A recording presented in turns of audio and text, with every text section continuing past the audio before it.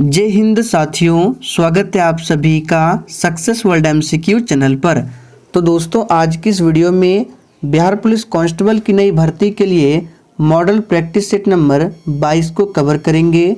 तो जल्दी से आप सभी लाइव में जुड़ जाइए। सभी को गुड इवनिंग। तो चलिए सेशन की शुरुआत करते हैं आज के प्रश्नों से।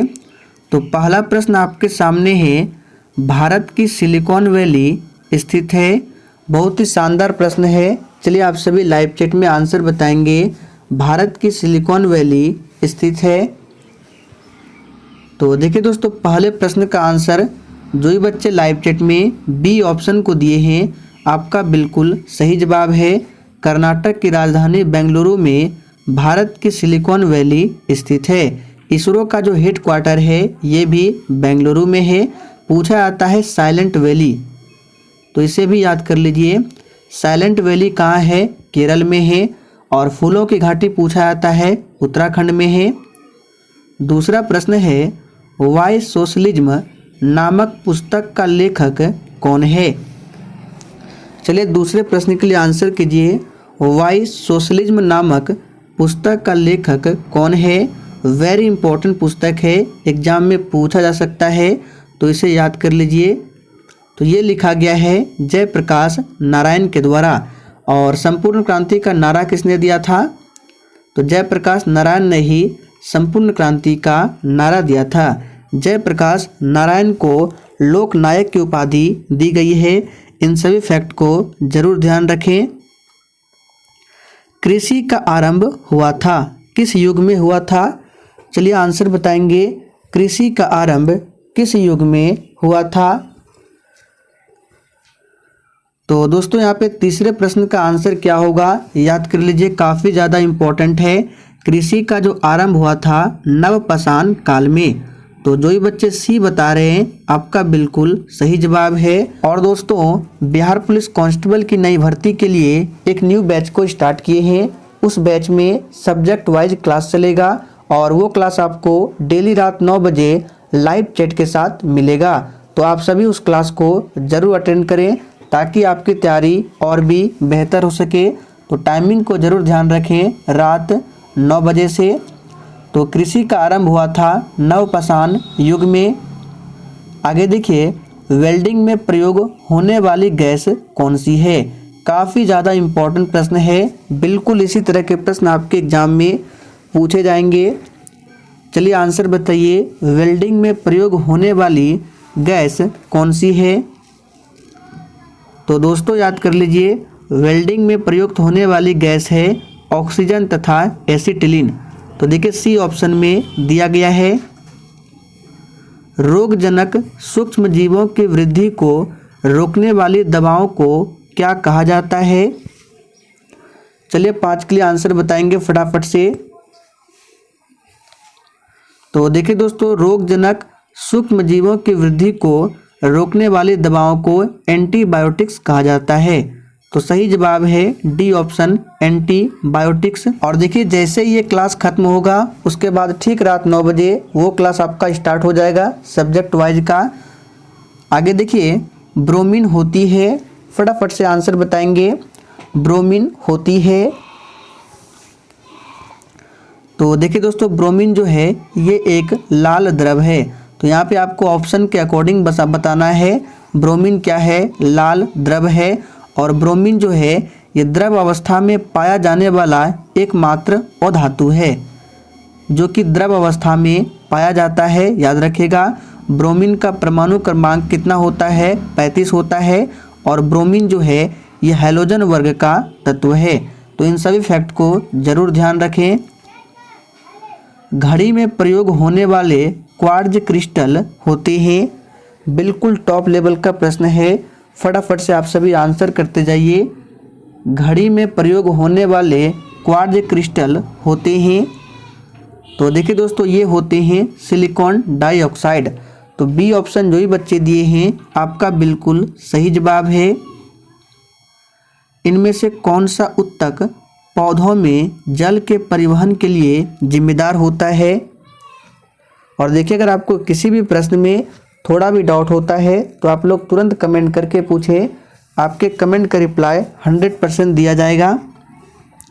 तो हमने आपको इसके लिए एक बताया था याद करने के लिए, देखिए ज से जल और ज से जाइलम, तो इस तरह से आप लोग याद रख सकते हैं। तो जल के परिवहन के लिए उत्तरदायी है जाइलम। और भोज्य पदार्थ पूछे यानी कि फूड, तो एफ से फूड यानी फ से फूड और फ से फ्लोएम, तो फ्लोएम जो है भोज्य पदार्थ और जल के परिवहन के लिए जाइलम जिम्मेदार है। तांबे के निष्कर्षण में उसके अयस्क को वायु की उपस्थिति में उच्च ताप पर गर्म किया जाता है, यह प्रक्रिया क्या कहलाती है? तो देखिए दोस्तों, इस प्रक्रिया को बोला जाता है भर्जन, जो कि सी ऑप्शन में दिया हुआ है, याद रखिएगा। नायलॉन क्या है? चलिए आंसर बताइए। ये प्रश्न बिहार पुलिस में पूछा हुआ प्रश्न है, नायलॉन क्या है? तो याद कर लीजिए, नायलॉन जो है एक प्रकार का पॉलीएमाइड है। तो देखिए ए ऑप्शन में दिया गया है पॉलीएमाइड। कृत्रिम उपग्रह में एक सरल लोलक का आवर्तकाल क्या होता है? देखिए यहाँ पे कंडीशन दिया हुआ है, कृत्रिम उपग्रह में सरल लोलक का आवर्तकाल बताना है आपको। तो याद रखिएगा ये होता है अनंत। क्या होता है? कृत्रिम उपग्रह में सरल लोलक का जो आवर्तकाल होता है अनंत होता है। इनमें से किस रोग से पीड़ित रोगी नेत्रदान कर सकते हैं? चलिए 12 के लिए आंसर बताइए। इनमें से किस रोग से पीड़ित रोगी नेत्रदान कर सकते हैं? तो दोस्तों ये है मधुमेह रोग। मधुमेह रोग से पीड़ित रोगी नेत्रदान कर सकते हैं। मधुमेह याद रखिएगा, ये किसकी कमी से? तो इंसुलिन की कमी से होने वाला रोग है। और मधुमेह दिवस मनाया जाता है 14 नवंबर को, और 14 नवंबर को ही बाल दिवस भी मनाया जाता है। वह तत्व जिसका परमाणु क्रमांक 56 है आवर्त सारणी के किस ब्लॉक के अंतर्गत आता है? सोच समझकर आंसर कीजिए। तत्व की परमाणु संख्या 56 है, तो आपको बताना है आवर्त सारणी के किस ब्लॉक के अंतर्गत आता है। तो याद रखिएगा ये आएगा एस ब्लॉक के अंतर्गत। तो ए ऑप्शन जो ही बच्चे दिए हैं आपका बिल्कुल सही जवाब है। और इस तत्व का नाम क्या है? जो 56 परमाणु क्रमांक है बेरियम है, जिसका सिंबल होता है Ba। कोहरा निम्न प्रकार के कोलाइडी तंत्र का एक उदाहरण है। वेरी इंपॉर्टेंट प्रश्न है, इसे भी मार्क कर लीजिए, आपके एग्जाम में पूछा जा सकता है। कोहरा जो है निम्न प्रकार के कोलाइडी तंत्र का उदाहरण है। तो किस प्रकार के कोलाइडी तंत्र का उदाहरण है? तो याद रखिए कोहरा जो है ये उदाहरण है गैस में परिक्षिप्त द्रव का। याद रखिएगा गैस में परिक्षिप्त द्रव का उदाहरण है। कौन सा विटामिन रक्त का थक्का जमने के लिए आवश्यक प्रोटीन और कैल्शियम को सक्रिय करता है? चलिए 15 के लिए आंसर बताइए, कौन सा विटामिन है? देखिए विटामिन डी का रासायनिक नाम होता है कैल्सीफेरॉल, और इसकी कमी से होता है रिकेट्स, जिसको सूखा रोग बोलते हैं। विटामिन B1 का रासायनिक नाम है थायमिन, कमी से होता है बेरी। विटामिन सी की बात करें तो एस्कॉर्बिक एसिड, और कमी से होता है स्कर्वी रोग। तो यहाँ पे आंसर हो जाएगा विटामिन के। याद रखिएगा एक पूछा जाता है पेलाग्रा रोग, काफ़ी ज़्यादा इम्पॉर्टेंट है। पेलाग्रा रोग किस विटामिन की कमी से होता है? तो विटामिन B3 की कमी से। इसका रासायनिक नाम होता है निकोटिनिक अम्ल, विटामिन B3 का। तो याद रखिएगा। और विटामिन के का क्या होता है आप लोग कमेंट करके बताएंगे। किसी ध्वनि का पिच निर्भर करता है? चलिए आंसर बताएंगे फटाफट से। तो विटामिन के का रासायनिक नाम आप लोग बता रहे हैं फिलोक्विनोन, जो कि बिल्कुल सही जवाब है। तो किसी ध्वनि का पिच किस पर निर्भर करता है? तो याद रखिएगा ये निर्भर करता है आयाम व आवृत्ति पर। एसिटिक अम्ल का सूत्र क्या है? चलिए आंसर बताएंगे। इस तरह के प्रश्न आपके एग्जाम में पूछे जाते हैं। एसिटिक अम्ल का पूछता है, फॉर्मिक अम्ल का पूछता है। देखिए फॉर्मिक अम्ल का होता है HCOOH, ये फॉर्मिक अम्ल का है। और एसिटिक अम्ल का होता है CH3COOH यानी OH, ये है एसिटिक अम्ल का, याद रखिएगा। आधुनिक आवर्त नियम के अनुसार तत्वों के भौतिक तथा रासायनिक गुण किसके आवर्ती फलन होते हैं? चलिए आंसर कीजिए। तो तत्वों के भौतिक तथा रासायनिक गुण जो है ये फलन होते हैं किसके? तो यहाँ पे सही जवाब होगा परमाणु क्रमांक के, याद रखिएगा। बल की इकाई क्या है? फटाफट से आंसर बताइए, बल की इकाई क्या है? देखिए बल का एसआई मात्रक न्यूटन होता है, याद रखिएगा। और बल की इकाई क्या है? तो यहाँ पे लिख देते हैं केजी मीटर पर सेकंड स्क्वायर, ये बल की इकाई है जो कि ए ऑप्शन में दिया गया है। पृथ्वी के केंद्र पर वस्तु का भार क्या होगा? बहुत ही शानदार प्रश्न है, आंसर बताइए। और चलिए यहाँ से आपको 3 से 4 प्रश्न और बता देते हैं। देखिए सबसे पहले पृथ्वी के केंद्र की बात करें तो वस्तु का भार होगा 0, और पृथ्वी से अगर ऊपर जाएंगे तो वस्तु का भार घट जाएगा, यानी घटता है। अंदर जाने पर घटता है, याद रखिएगा। ऊपर जाएंगे तो भी घटेगा, अंदर जाएंगे तो भी घटेगा। और वस्तु का जो भार होता है मैक्सिमम कहाँ होता है? तो इसे याद कर लीजिए, इम्पोर्टेंट है, ध्रुव पर। किसी भी वस्तु का भार मैक्सिमम होता है पृथ्वी के ध्रुव पर, इस पॉइंट को नोट करेंगे। और सबसे न्यूनतम होता है विषुवत रेखा पर, याद रखिएगा। वस्तु का जो भार सबसे न्यूनतम होता है विषुवत रेखा पर, मैक्सिमम होता है ध्रुव पर, और ऊपर या नीचे जाने पर भार घटता है। बिहार की सबसे पुरानी नहर कौन है? चलिए आप सभी 21 के लिए फटाफट से आंसर बताएंगे। बिहार की सबसे पुरानी नहर कौन सी है? बहुत ही शानदार प्रश्न है। तो दोस्तों बिहार की सबसे पुरानी नहर है सोन नहर। तो जो ही बच्चे ए बता रहे हैं आपका बिल्कुल सही जवाब है सोन नहर। बिहार में व्यक्तिगत सत्याग्रह से संबंधित तथ्यों में कौन सही नहीं है? सभी ऑप्शन को पूरा पढ़िए। देखिए यह 28 नवंबर 1940 को शुरू हुआ था, जो कि बिल्कुल सही जवाब है, याद रखिएगा। इसके प्रथम सत्याग्रही कृष्ण सिंह थे, ये भी सही है। इसके दूसरे सत्याग्रही अनुग्रह नारायण सिंह थे, ये भी सही है। गौरी शंकर सिंह ने 4 दिसंबर 1940 को पटना में सत्याग्रह किया था, ये बिल्कुल गलत है, क्योंकि 4 दिसंबर 1940 को गौरी शंकर सिंह ने गया से सत्याग्रह किया था, ना कि पटना से। तो डी ऑप्शन जो है ये सही नहीं है। राजा राम मोहन राय द्वारा स्थापित प्रथम संस्था थी? फटाफट से आंसर बताएंगे। तो 23 का यहाँ पे आंसर क्या हो जाएगा? राजा राम राय द्वारा स्थापित प्रथम संस्था। तो सही जवाब है बी ऑप्शन, आत्मीय सभा। आत्मीय सभा की स्थापना इन्होंने 1815 में किया था। ब्रह्म समाज की स्थापना 1828 में राजा राम मोहन राय के द्वारा ही किया गया था। और आपको याद होगा 1829 क्या हुआ था? सती प्रथा का अंत हुआ था। किसने किया था? लॉर्ड विलियम बेंटिक ने। और सहयोग किया था राजा राम मोहन राय ने। आप लोग कमेंट करके बताएंगे तत्वबोधिनी सभा की स्थापना कब होती है और किसने किया था? रामकृष्ण मिशन की स्थापना किसने की थी? बिल्कुल 1 नंबर का प्रश्न है, आप लोग आंसर करते जाइए। और जितने प्रश्न आपके सही हो रहे हैं आप लोग लिख कर रखिए, फिर आपको सेशन के लास्ट में कमेंट करके हमें ज़रूर बताना है। तो रामकृष्ण मिशन की स्थापना होती है 1897 में, और किया था किसने? तो स्वामी विवेकानंद ने। बी ऑप्शन आपका सही जवाब है।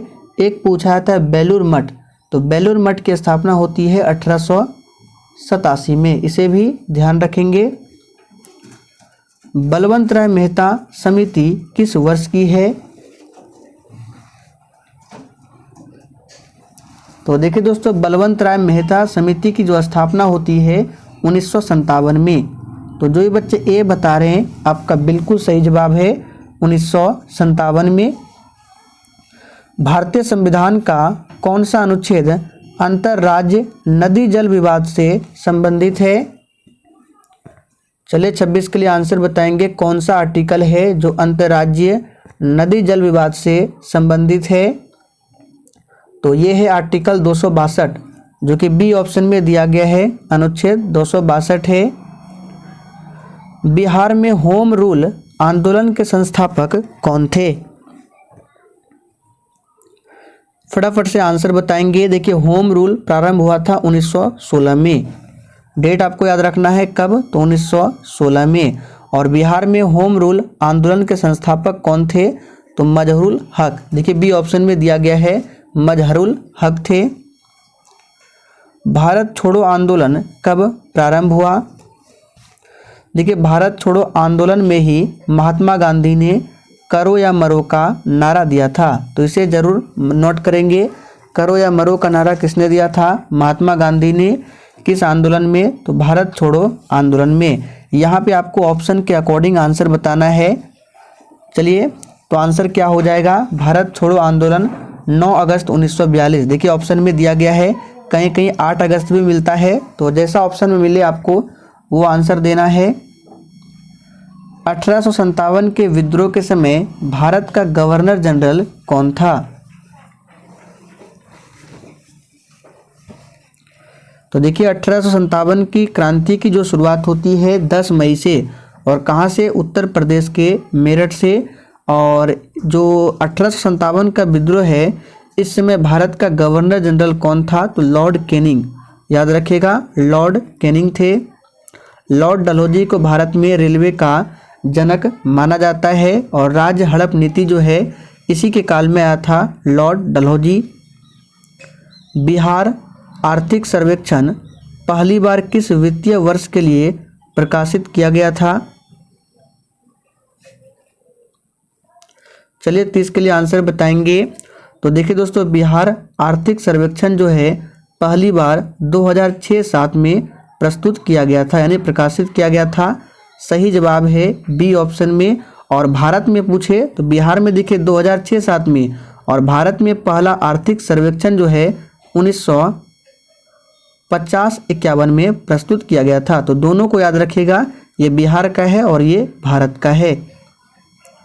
संसद के किसी सदस्य की योग्यता अथवा अयोग्यता से संबंधित विवाद का अंतिम निर्णय निम्न में से किसके द्वारा लिया जाता है? तो देखिए, ये निर्णय लिया जाता है निर्वाचन आयोग के परामर्श से राष्ट्रपति द्वारा। तो डी ऑप्शन आपका सही जवाब है। बार बार बाढ़ आने का मुख्य कारण क्या है? तो दोस्तों ध्यान दीजिए, बार बार बाढ़ आने का मुख्य कारण है क्या? तो मृदा अपरदन हो सकता है, वनोन्मूलन, नदी तल की गाद, यानी कि डी ऑप्शन आपका सही जवाब होगा, उपर्युक्त सभी। याद रखिएगा। आगे देखिए, ब्रह्मपुत्र नदी निम्नलिखित में से किस हिमनद से निकलती है?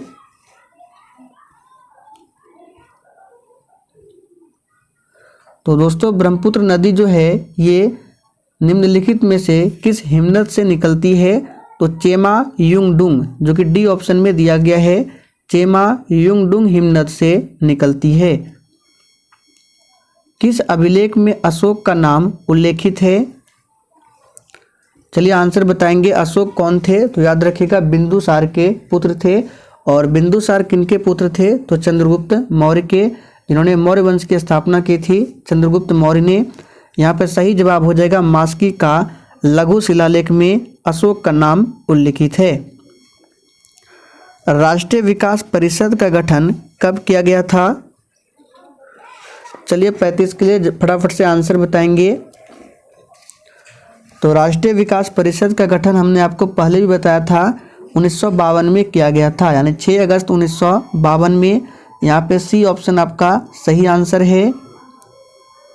उपराष्ट्रपति के निर्वाचन मंडल में कौन शामिल होते हैं? बहुत ही शानदार प्रश्न है, फटाफट से आंसर बताइए। उपराष्ट्रपति के निर्वाचन मंडल में कौन शामिल होते हैं? तो देखिए दोस्तों, उपराष्ट्रपति के निर्वाचन मंडल में लोकसभा एवं राज्यसभा के सभी सदस्य होते हैं। तो सही जवाब है सी ऑप्शन। भारत और नेपाल की संयुक्त नदी घाटी उद्यम है। फटाफट से आंसर बताएंगे। भारत और नेपाल की संयुक्त नदी घाटी परियोजना कौन सी है? तो दोस्तों ये है कोसी परियोजना। और कोसी नदी को बिहार का शोक कहा जाता है। एक प्रश्न यहाँ से बनता है कि भारत का प्रथम बहुउद्देश्य नदी घाटी परियोजना कौन सी है? तो याद रखिएगा दामोदर नदी घाटी परियोजना, ये जो है भारत की प्रथम बहुउद्देश्य नदी घाटी परियोजना है। बिहार के पहले सत्याग्रही कौन बने थे? यहाँ पे ग्रही होगा, सत्याग्रही कौन बने थे? देखिए आपको यहाँ से बता देते हैं, अगर भारत में पूछे कि भारत के प्रथम कौन थे सत्याग्रही, तो याद रखिएगा विनोबा भावे भारत के प्रथम व्यक्तिगत सत्याग्रही थे। और बिहार पूछे तो श्री कृष्ण सिंह, दोनों याद रखना है। मगध की राजधानी कौन सी थी? तो बहुत ही सिंपल प्रश्न है, मगध की राजधानी कौन सी थी? गिरिव्रज या राजगिरी, याद रख सकते हैं, गिरिव्रज या राजगिरी थी। खड़िया क्या है? चलिए आंसर बताइए, मिश्रण है, तत्व है या यौगिक है या उपधातु है? तो देखिए खड़िया जो है एक प्रकार का यौगिक है, तो सी ऑप्शन आपका सही जवाब होगा। और खड़िया का रासायनिक सूत्र होता है CaCO3, जिसे बोला जाता है कैल्शियम कार्बोनेट। और संगमरमर का सूत्र भी यही होता है CaCO3। तो दोस्तों आज के लिए इतना ही। अगर आपको सेशन थोड़ा भी पसंद आया हो तो सभी लोग सेशन को लाइक करके और सेशन को अधिक से अधिक जरूर शेयर करें।